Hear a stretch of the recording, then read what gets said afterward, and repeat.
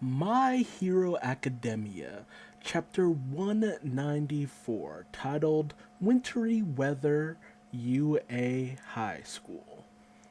I don't know why it's not wintry weather at UA High School, but semantics. Let's get in.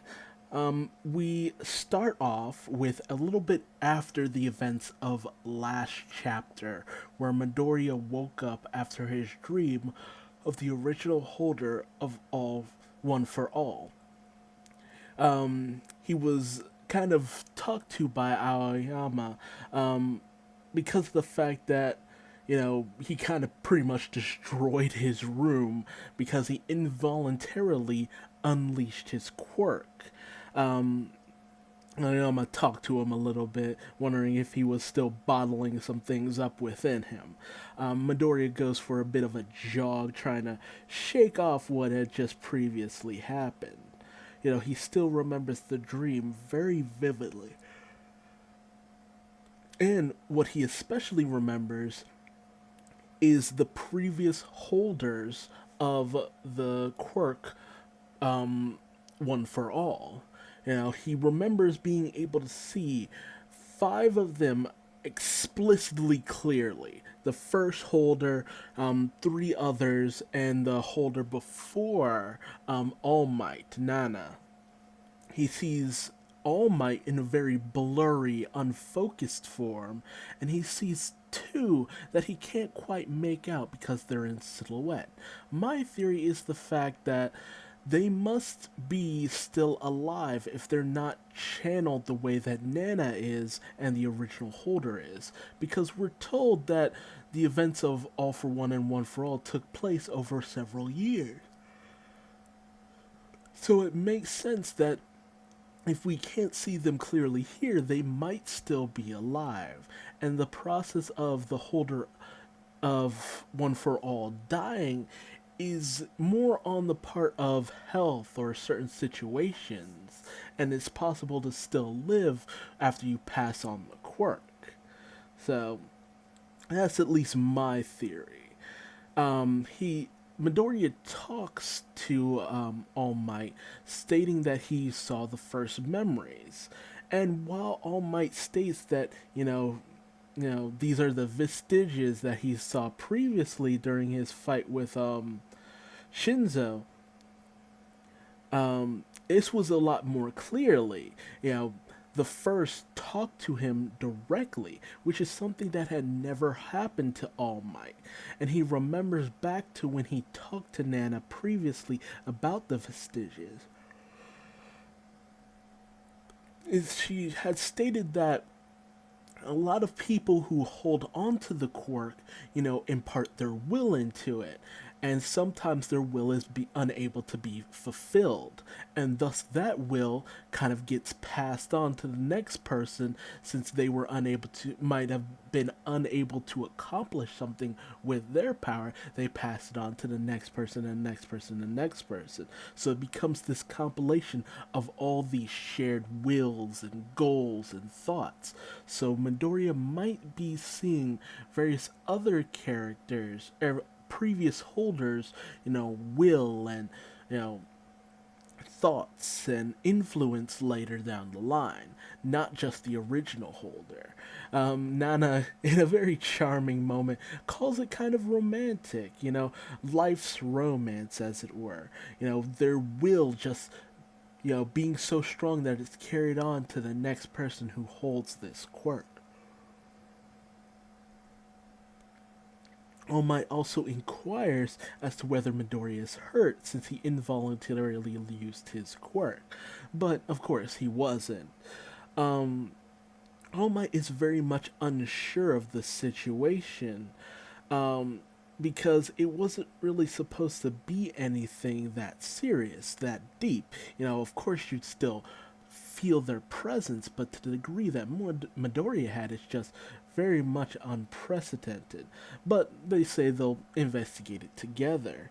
And Deku makes this incredibly cute comment saying that because previously All Might had stated that Midoriya's mother kind of reminded him a bit of his master Nana, and mostly saying that it was the hairstyle, which, ultimately, since Deku was able to see her, he says she was a very pretty person. And yes, Nana was absolutely gorgeous. I would have loved to see her a little bit. If we could get a side chapter maybe about her times and lifetimes and tribulations, I would love to see that. We also see Aizawa later on walking with, of all people, Shinso, having discussed something that will be revealed later down the line. But I'm glad that Shinso's finally making a reappearance. He had managed to grow in popularity in terms of the fan base because of the anime. The manga had done a good job with his story, and then the anime brought him back to the forefront.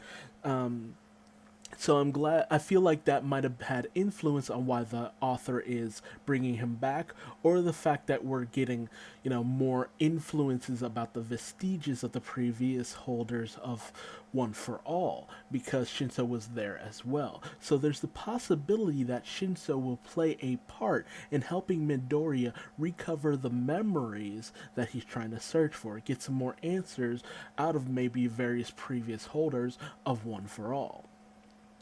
And so, because it is the winter times, we see our various heroes kind of in their, winter outfits, with Mina wearing a jacket, Yayorozu wearing a cloak, um,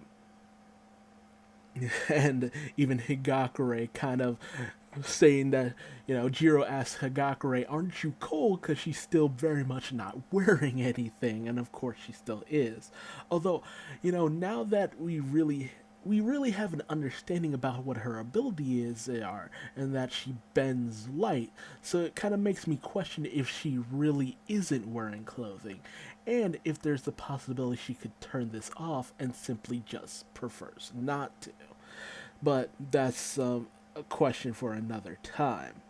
Um, what is a very interesting note is the fact that Deku kind of takes note of Bakugo's new outfit, whereas he kind of covers up his arms a little bit more. And he even goes on to say the pretty much exact function of his new outfit, in the fact that, his suit is made to even generate heat, and especially to ward off the cold, which works perfectly in the fact that his suit takes in his sweat, and he uses it, has it kind of dispensed into his hands. But Bakugo hates the fact that Midoriya is complimenting him. Everyone else also takes note of the upgrades that Midoriya has had to his costume yet again, with the new gloves that help him fire out those air bullets.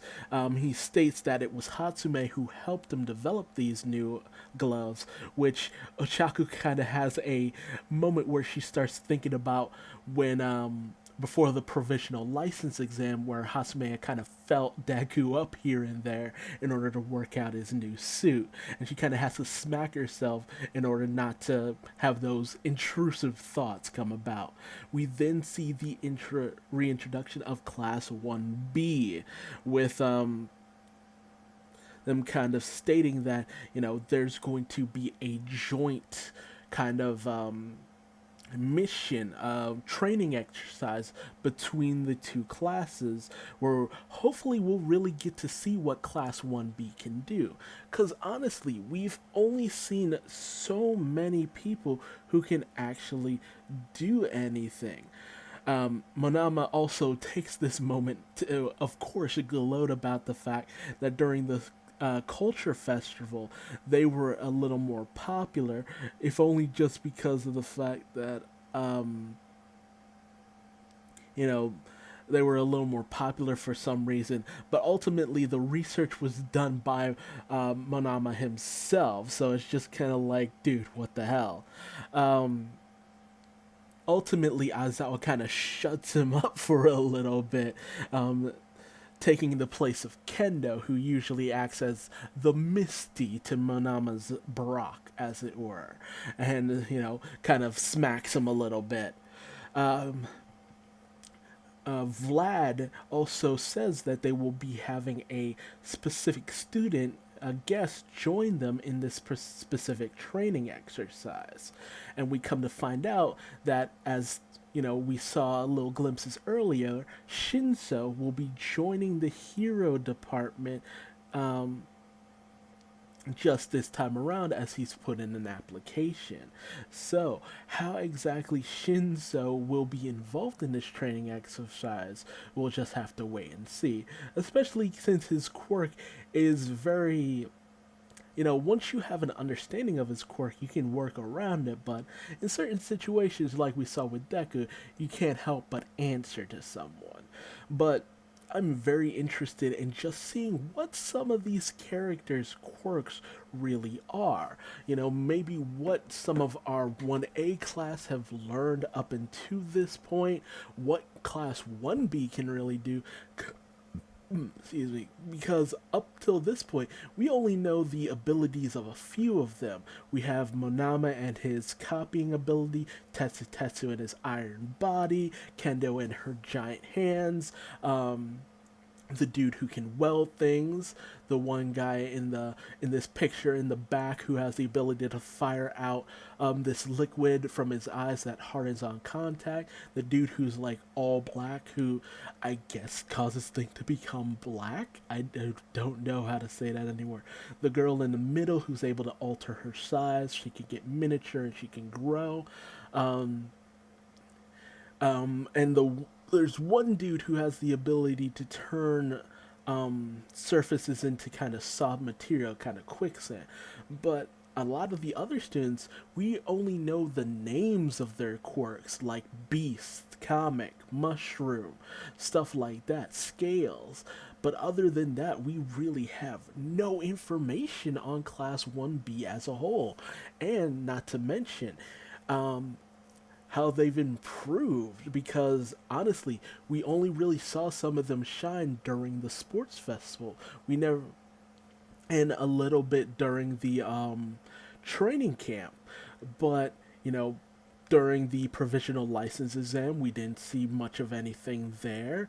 And up until this point, we haven't really seen them do much. So I'm very much hoping that the author will take this moment to push forward these characters so they will become a little more notable in our minds. I know that Tekking 101, if you follow his YouTube account at all, he had done a.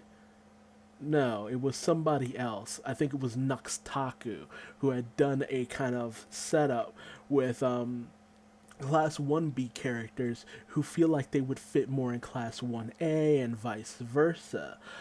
So I'm wondering how many characters we will see kind of shine and show that they should probably be in Class 1A, if that really even matters anything. The A-listers and the B-listers. But I'm also wondering if Shinzo will really end up joining a class. Will it be Class 1A or will it be Class 1B? Or will we end up having Class 1C of the hero course? Who really knows? But it's just nice to see them all in costume, because this is the first time we've seen them in costume on top of that. I could go on and on about the fact of the disservice that we've kind of had for Class 1B, where they just have not been involved, and how much I'm expecting out of this little story arc, and just to see what goes on. But considering previous track records and how things have gone on previously, I'm wondering if a villain will I wonder if this will be a story where the villains come in and do something, or if this is just a regular, plain old student versus student situation. Because it's always one of the two. So, considering what happened last story arc, I'm pretty sure this is just student on student, which I'm hoping for. I want to see what Class 1B can do. But that's enough out of me. Tell me your thoughts in the comments below. Are you excited to see what Class 1B can do? Are you excited to see Class 1A trash 1B maybe? Are you excited to see what Shinso will end up doing?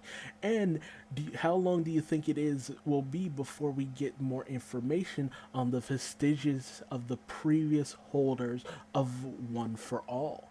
But leave me a like if you liked what I had to say in this episode, or a dislike if you didn't, and subscribe for more My Hero Academia. It's a high school rumble.